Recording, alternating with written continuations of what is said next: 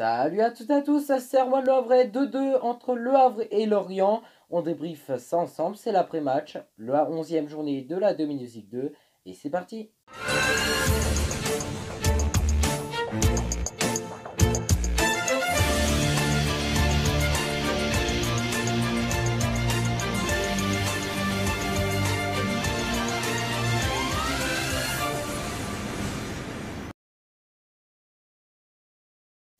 Résumé de la rencontre, donc coup d'envoi de la rencontre ce samedi à 15h au stade de Séane.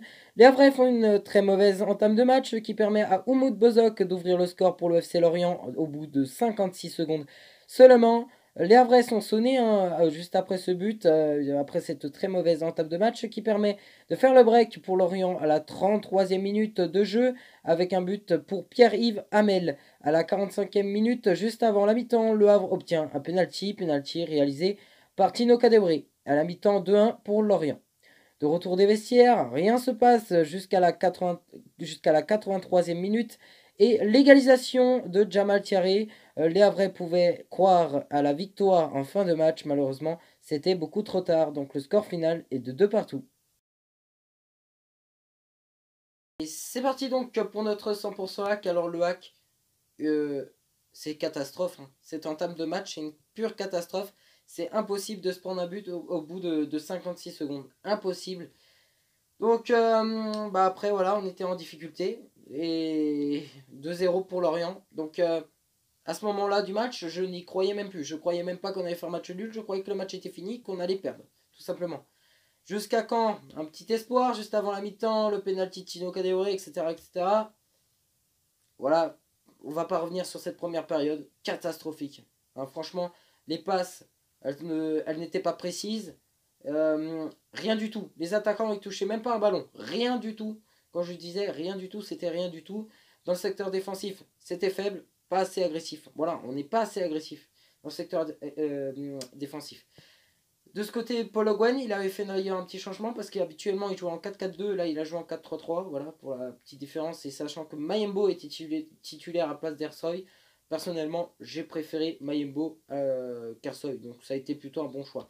Cette seconde période pour moi, pour le hack, elle était déjà de meilleure qualité. Voilà, même si c'était pas du parfait, c'était déjà meilleur. Mais surtout dans ces 10 dernières minutes, en fait, c'était là où on a le mieux joué, en fait. Au moment de l'égalisation, bien sûr, de Jamal Thierry. Euh, mais aussi, sur ces 10 dernières minutes, franchement, on aurait pu gagner la rencontre. Donc on se dit, si on se serait réveillé avant, si on se serait réveillé un quart d'heure avant, pour moi, on serait reparti avec les 3 points ce soir. Donc c'est dommage. C'est dommage, on fait des mauvaises entames de match et après, en fait, on se réveille, mais on se réveille beaucoup trop tard. C'est dommage. Et ce qui a fait aussi réveiller les joueurs, je pense, c'est aussi le public a pas mal encouragé en début de rencontre.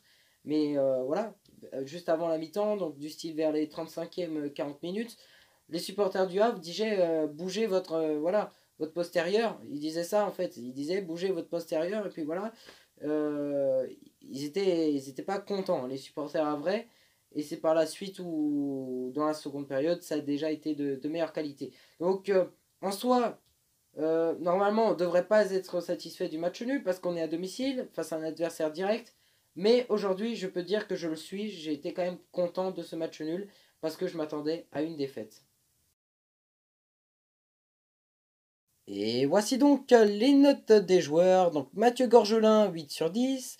Voyou Koulibaly, 6 sur 10. Ferland Mayembo, 5 sur 10. Mayembo, voilà. Et je parle aussi de Caméra qui a aussi eu un 5 sur 10. C'est inadmissible de se prendre un but au bout de 56 secondes. Maintenant, j'ai trouvé que la charnière centrale était meilleure avec Mayembo qu'avec Ersoy. Voilà, bon, Ersoy, on verra ce que ça donne. Faut rappeler quand même qu'il est nouveau dans l'effectif, le temps qu'il s'acclimate aussi au championnat. Donc Herzog qui n'a pas joué. Ahmed Meras, donc 7 sur 10, plutôt un bon match. Donc Dina Mbebe, 7 sur 10, rapide, donc plutôt bon, il est très rapide, hein, Dina Mbebe. Jean-Pascal Fontaine, 6 sur 10, voilà, mauvais contrôle à chaque fois. Les coups de pied arrêtés, je trouve il y tire très très moyen. Les frappes, elles étaient à ras de terre. C'était vachement dommage pour Jean-Pascal qui est franchement sur une très très mauvaise saison pour le moment. Pape Gay, 6 sur 10. Ensuite, Alexandre Bonnet, l'homme du match pour moi, 9 sur 10. Honnêtement, Alexandre Bonnet était énorme.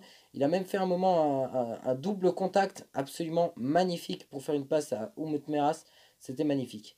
Ensuite, Tino Kadewere, 6 sur 10. Un but pour Tino Kadewere sur penalty, mais plutôt moyen, hein. Des fois, Tino, il pourrait donner son ballon. Il le donne pas, il va s'empaler. C'est dommage. Et Jamal Thiaré, 8 sur 10. Un but.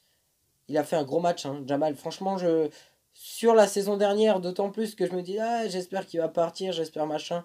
Mais cette saison, je me dis, ouais, il est vachement bon. Et il progresse de match en match. Il a même tenté 4 tournées acrobatiques. Bon, il en a pas mis une, mais il aime bien ça, les retournées acrobatiques. Mais franchement, Jamal, il a fait un très bon match. Et ensuite, il y a eu deux changements pour le Havre. Donc, les deux joueurs qui sont rentrés. Donc, dans un premier temps, Romain Basque, 7 sur 10. Donc, il a fait plutôt une bonne rentrée. Et Ben Mohamed, 5 sur 10. Mais bon, c'est un 5 sur 10 qui veut rien dire. Parce que tout simplement, je ne pouvais pas vraiment le noter. Il est rentré et il a touché peut-être un ballon, gros maximum. Si je serais Paul Le Guen, alors si je serais Paul Le Guen, j'aurais fait un troisième changement. Et ce troisième changement, il aurait. Donc il y a deux solutions pour moi.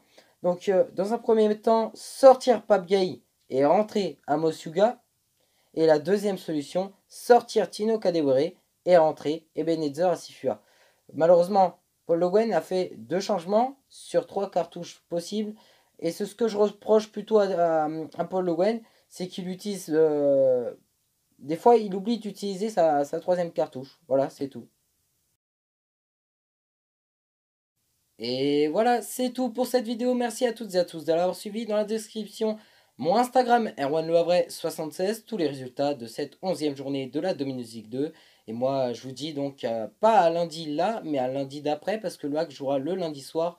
Ce sera face à Valenciennes. Donc d'ici là, je vous souhaite bien sûr une très bonne semaine. Bisous les amis, à la prochaine.